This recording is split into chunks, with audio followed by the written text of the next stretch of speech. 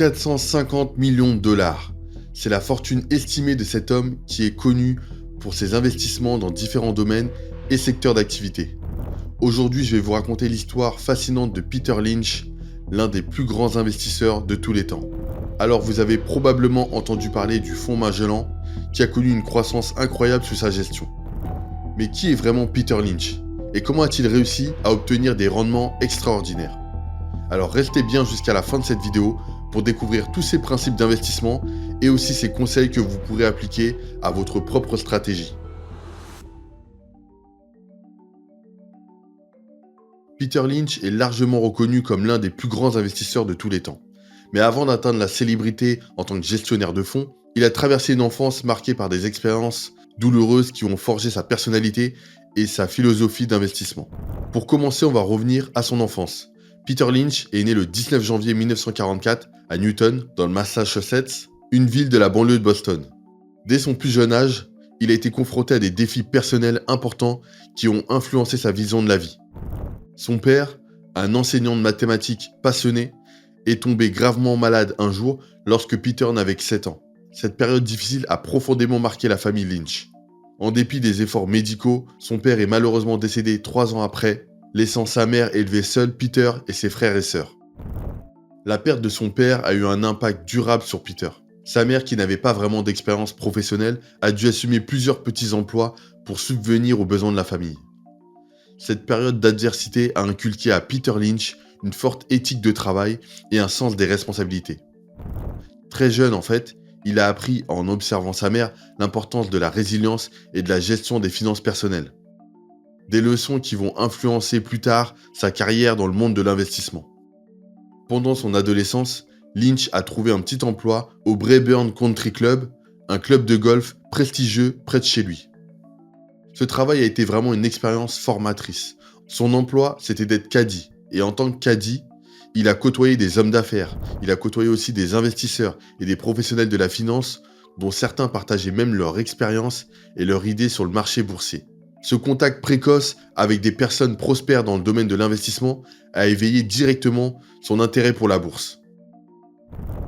C'est grâce en fait à ce petit emploi que Peter a eu l'occasion d'entendre parler pour la première fois de sa vie d'entreprises cotées en bourse et des mécanismes de création de richesse. Cette exposition, combinée à sa curiosité naturelle, l'a amené à acheter ses premières actions alors qu'il était encore adolescent. Par exemple, il a investi dans Flying Tiger Airlines. C'est une entreprise qu'il a connue en entendant mentionner son nom par des membres du club justement. Et ce premier investissement s'est avéré fructueux, renforçant son intérêt pour le marché et établissant des fondations de son approche basée sur l'observation des opportunités dans la vie quotidienne. En gros, il était hyper ouvert aux opportunités.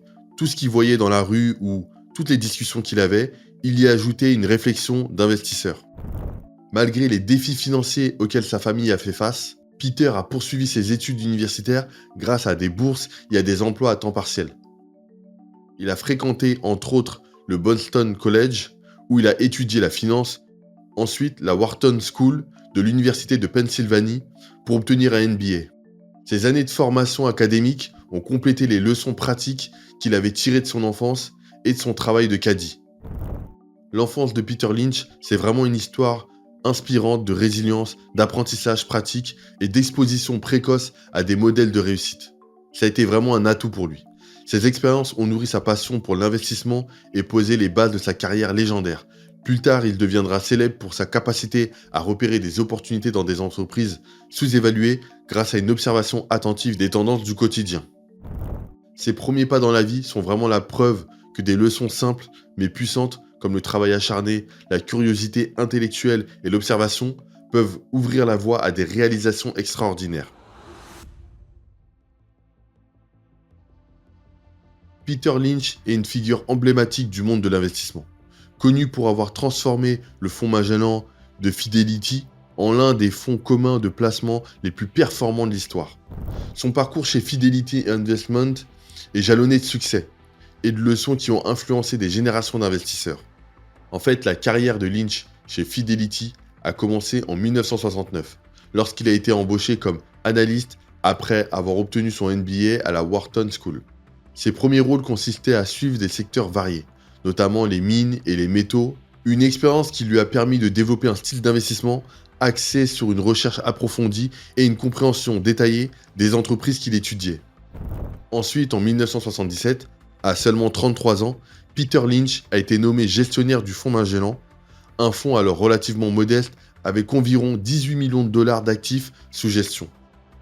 À ce moment-là, Lynch a rapidement imprimé sa marque en appliquant une stratégie d'investissement unique, centrée sur l'observation des tendances du quotidien, l'investissement dans des entreprises sous-évaluées et la recherche de petites sociétés en forte croissance.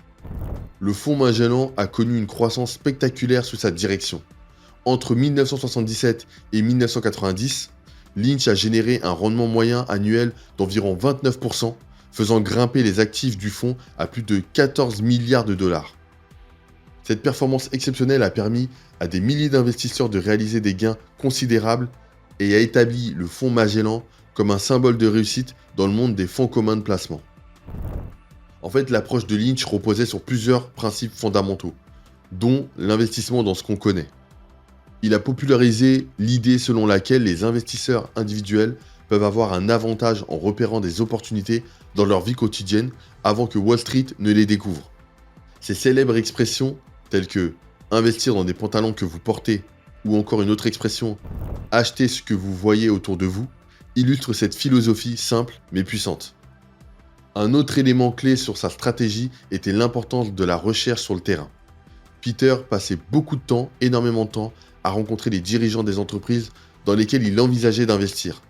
Qu'est-ce qu'il faisait? Il lisait des rapports financiers et il analysait les fondamentaux. Il a toujours cru depuis le départ que les actions étaient des parts d'entreprises réelles et que comprendre les perspectives commerciales à long terme d'une entreprise, c'est essentiel pour réussir en bourse. En 1990, après 13 ans de succès sans précédent, Peter Lynch a décidé de prendre sa retraite de Fidelity pour se consacrer davantage à sa famille et à des œuvres philanthropiques.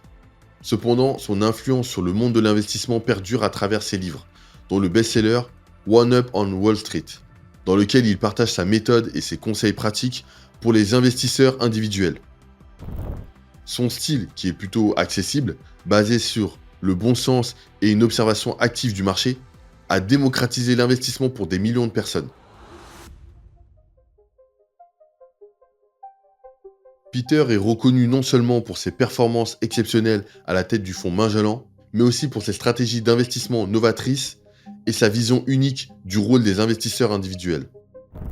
Ces principes ont marqué le monde de la finance et sont toujours largement étudiés et appliqués.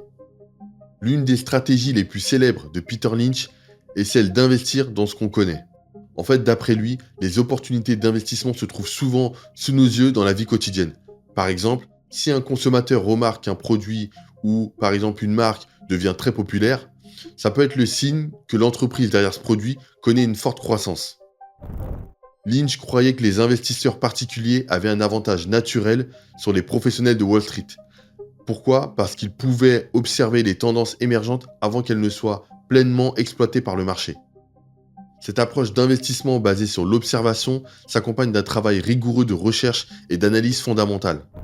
Lynch insistait sur la nécessité de comprendre les chiffres et les perspectives commerciales d'une entreprise avant d'acheter des actions. Il conseillait à tous les investisseurs de lire les rapports financiers et de se poser des questions clés. Par exemple, quelle est la santé financière de l'entreprise? Quelle est sa capacité à générer des bénéfices à long terme? Ou encore, quels sont ses avantages compétitifs? Donc parmi les principes fondamentaux de Lynch figure également la classification des entreprises en différentes catégories pour mieux orienter ses décisions d'investissement. Il définissait 6 types d'entreprises qu'on va voir ensemble. La première catégorie, c'est les slow growers. Ce sont les entreprises matures avec une croissance lente et c'est souvent des sociétés versant de généreux dividendes. La deuxième catégorie, c'est les stalwarts. C'est des entreprises solides avec une croissance modérée, généralement des leaders de leur secteur. La troisième catégorie, c'est les fast growers. Là, c'est des entreprises en forte expansion qui ont souvent de petites ou moyennes capitalisations. La quatrième catégorie, c'est les cyclicals. En fait, ce sont des entreprises dont la performance fluctue avec l'économie. La cinquième catégorie, ce sont les turnarounds. Ce sont des entreprises en difficulté, mais avec un potentiel de redressement. Et la sixième catégorie, ce sont les asset plays. Là, ce sont des entreprises sous-évaluées par rapport à la valeur de leurs actifs. Donc voilà pour les 6 catégories. Et par rapport à ça, l'investisseur devait adapter sa stratégie à chaque catégorie, parce que les facteurs de succès diffèrent selon le type d'entreprise. Un autre aspect clé de la philosophie de Lynch est l'importance de la patience et de la vision à long terme, un peu comme Warren Buffett. Il mettait en garde tout le monde contre les tentations du court-termiste et des réactions impulsives face à des fluctuations du marché.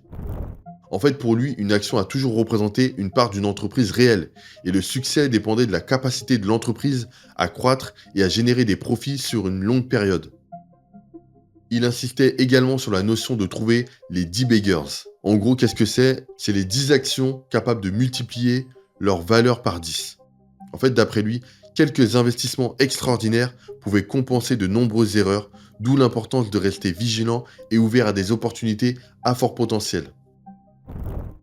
En résumé, la stratégie d'investissement de Peter Lynch repose sur une combinaison d'observation attentive, de recherche approfondie, de diversification et de patience.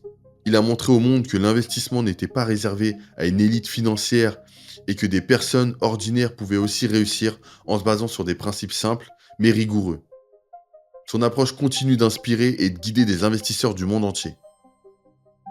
Donc pour conclure, Peter Lynch a révolutionné le monde de l'investissement avec sa stratégie simple mais puissante. Donc en suivant ses conseils, il faudrait investir dans ce qu'on connaît, effectuer une recherche approfondie et penser long terme. Son approche, qui est très accessible, combinée à une rigueur analytique, a prouvé que des gains exceptionnels sont possibles pour des investisseurs individuels attentifs aux opportunités quotidiennes. Que ce soit en trouvant des 10 baggers par exemple, ou en diversifiant judicieusement ses choix, Lynch a démontré qu'une connaissance pratique du marché peut battre les experts à plat de couture. Son héritage continue d'inspirer ceux qui cherchent à réussir dans le monde des finances. Donc voilà, c'est tout pour cette vidéo. Tu peux cliquer sur la vidéo qui apparaît à l'écran pour plus de conseils.